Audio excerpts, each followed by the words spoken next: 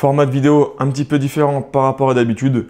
Aujourd'hui, je voulais vous parler d'un sujet important et entre guillemets à cœur ouvert. Donc c'est vraiment ce que je pense sans faire de montage, sans faire de script. C'est de savoir si vous êtes fait ou pas pour le sport. J'en vois beaucoup qui pensent ne pas être fait pour le sport. J'en faisais partie aussi par le passé. Non pas que je le suis actuellement et que je n'étais pas avant, mais simplement que c'est un mauvais mode de pensée et qu'il y en a beaucoup, ça freine dans leur progression ou le fait de vouloir se mettre au sport parce qu'ils pensent ça.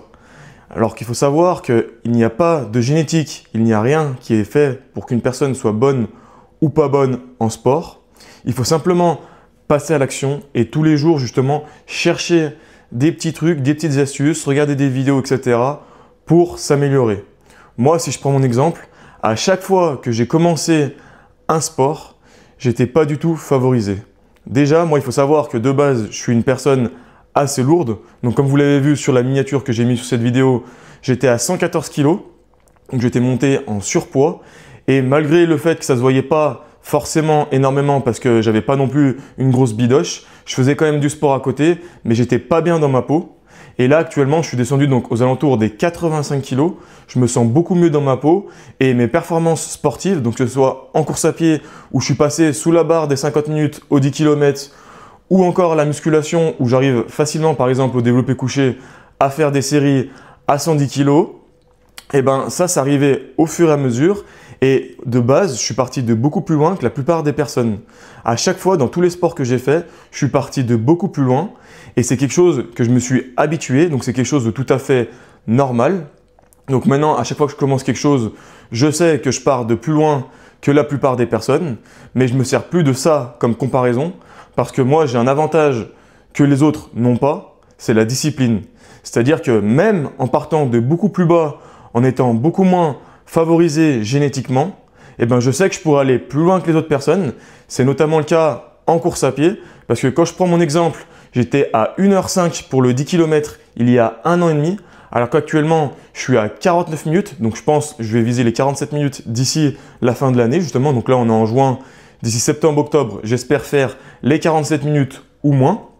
Et en fait, tous mes collègues qui étaient meilleurs que moi de base, donc qui ne couraient pas et qui faisaient quand même des 55 minutes sur le 10 km ou des 57 minutes, enfin qui étaient vraiment 10-15 minutes devant moi sur le 10 km, eh ben je vois qu'aujourd'hui, je suis passé largement devant eux. Et ces mêmes personnes qui me demandaient justement, enfin au début qui me disaient que j'avais la mauvaise technique, que c'était pas la bonne approche pour progresser en course à pied, aujourd'hui ces mêmes personnes viennent me voir et me demandent comment j'ai fait pour progresser autant. Alors que moi en fait c'est ce que je leur expliquais depuis le début parce que je suis quelqu'un d'assez extrême dans la vie, donc c'est soit je me mets sur un sujet à fond, soit je m'y mets pas du tout. Et quand je me suis mis à la course à pied, et ben en fait je me suis mis à fond à regarder plein de vidéos sur YouTube et plein d'articles sur Internet. Et qu'est-ce qu'ils disaient en priorité de faire? C'était tout simplement de favoriser la zone 2, donc c'est la zone d'endurance, la zone entre guillemets en mode tranquille, qui vous permet d'accumuler du volume et de ne pas vous blesser. Alors qu'est-ce que j'ai fait? J'ai fait ça toutes les semaines et je faisais beaucoup moins de kilomètres que mes collègues. Ma progression était assez linéaire, donc ça montait vraiment comme ça au fur et à mesure des mois et des années. Ce qui fait que je ne me suis pas blessé et que j'ai continué de progresser, alors que tous mes collègues se sont blessés et eux n'ont pas réussi à progresser. Et la preuve, aujourd'hui, je suis devant eux et c'est certains de ces collègues-là qui viennent me poser des questions pour savoir comment moi j'ai fait. Donc c'est ça l'ironie du sort, c'est-à-dire que j'ai confiance maintenant en mes capacités, j'ai confiance en les recherches que je fais sur Internet, que je me documente et que je regarde vraiment, je suis vraiment quelqu'un de pointilleux. Et pour tout, c'est comme ça dans la vie, mais encore plus dans le sport. Moi, par exemple, si je regarde actuellement mon corps, plus tard, je sais que je voudrais certainement me mettre à faire de l'équilibre, donc faire ce qu'ils appellent le street workout, donc faire un petit peu des pompes en équilibre. Après, on peut marcher aussi, enfin faire plein de trucs dans ce genre-là. Et si je prends mon exemple actuellement, je sais que je vais partir encore une fois de plus loin que la plupart des personnes, parce que déjà je suis plus lourd, donc là même si j'ai perdu 30 kg, je suis encore à 85 kg, donc c'est pas quelque chose qui va permettre de m'avantager, même si c'est pas un gros frein en soi. Mais il y a aussi le fait, vous allez rigoler, quand vous regardez mon bras, là je suis tendu au maximum, je peux pas aller plus loin. Donc encore une fois, ça je sais que moi je vais galérer parce que quand vous faites comment ça s'appelle, pas des pompes, mais un équilibre, si vous ne tendez pas les bras, donc là je suis au maximum, si vous tendez pas les bras, en fait vous pouvez pas reposer votre corps, donc le poids sur vos articulations. Donc ça veut dire que ce sera en permanence sur mes muscles, donc je sais que ça va prendre encore une fois plus de temps que la normale pour réussir à maîtriser plusieurs figures dans ce sport qui est le street workout.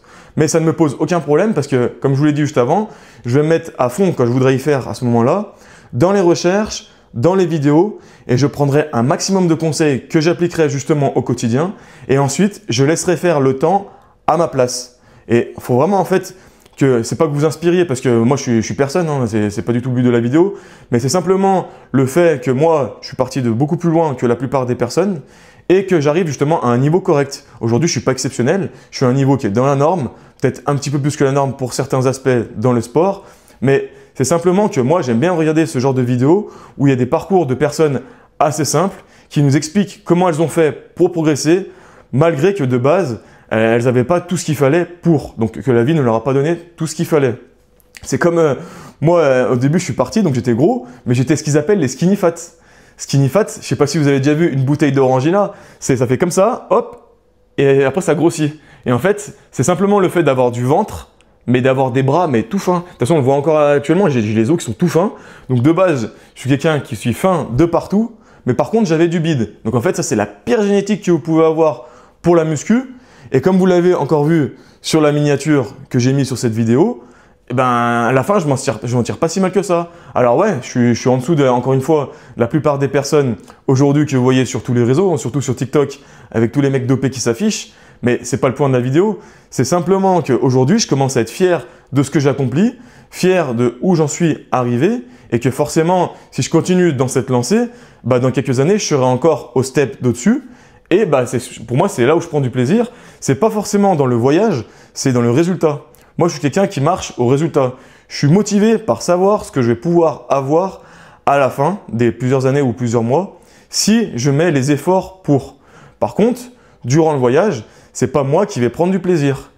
Encore une fois, si je prends mon exemple, pour la musculation, je suis pas quelqu'un qui va aimer faire de la musculation. Moi, ça tiendrait qu'à moi. Je resterais dans ma chambre à jouer à l'ordinateur ou à jouer à la console. Ça m'irait très bien.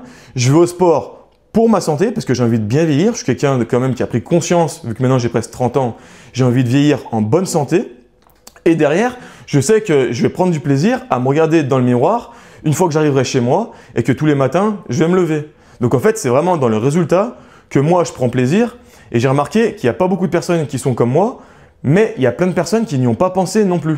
C'est-à-dire que si vous voulez aller au sport et que si vous n'aimez pas ce sport, vous ne voulez pas y aller, ben pour moi, essayez de voir l'après. Essayez de voir, entre guillemets, plus loin que le bout de votre nez pour vous motiver. Essayez de vous voir dans quelques années, dans quelques mois, peu importe, pour voir justement si vous serez fier en vous voyant dans ce corps ou en ayant ces performances dans tel ou tel sport. Et encore une fois, essayez pas de me sortir que vous ne pouvez pas faire ci ou faire ça parce que vous avez telle ou telle excuse ou votre patrimoine génétique y a ci ou ça. Parce que pour moi, même au niveau de l'âge, parce que n'importe quelle personne, peu importe sa corpulence, peu importe son âge, peu importe son sexe, suffit qu'elle s'y mette et elle verra des progrès tous les jours. Et après, le but, justement, c'est que ça fasse des intérêts composés sur un an. J'aime bien la citation qui dit justement « Essayez de faire 1% de mieux que la veille chaque jour et sur un an, ça fait déjà 365%. » Donc, je ne sais pas si vous imaginez, sur un an, vous avez fait x4. Et on parle de seulement 1% chaque jour. Donc, en fait, c'est simple. Il suffit simplement de tous les jours mettre quelque chose, de commencer quelque chose et vous verrez les intérêts composés se faire et apporter donc tous les bénéfices dans votre vie et sur votre santé au fur et à mesure des mois et des années qui passent. Essayez de faire en sorte que le temps travaille pour vous et pas l'inverse. Moi, c'est vraiment là-dessus que je base entre guillemets ma philosophie de vie et c'est depuis que je me base sur le temps et que je laisse faire les choses que j'avance beaucoup mieux dans la vie et que je stresse beaucoup moins. Ça sert à rien de stresser pour des choses. Chacun a son propre parcours, chacun avance à sa propre vitesse et ça sert à rien de se comparer tous les jours à d'autres personnes.